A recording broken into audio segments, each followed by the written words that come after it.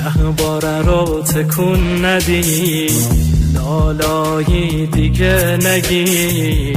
علی اصغر خوابیده، علی اصغر خوابیده.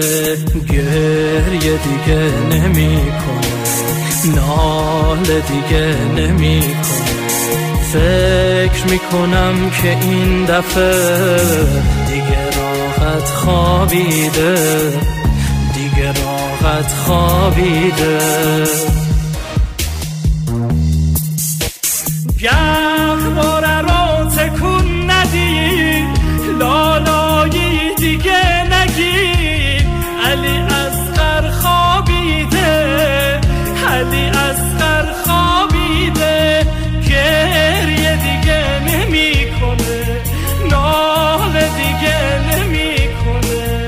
فکر میکنم که این دفعه دیگه راحت خوابیده، دیگه راحت خوابیده.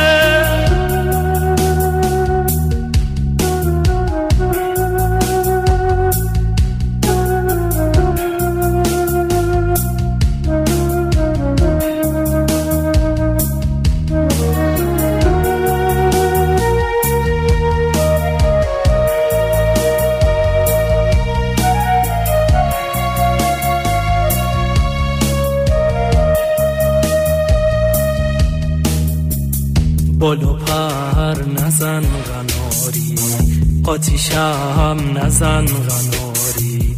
میدونم که خسته ای تو، بال و پر شکسته ای تو.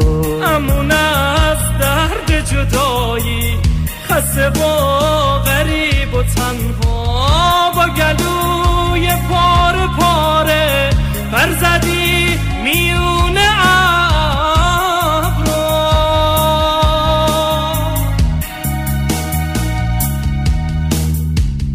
گهواره رو تکون ندی، لالایی دیگه نگی. علی اصغر خوابیده، علی اصغر خوابیده. گریه دیگه نمیکنه، ناله دیگه نمیکنه.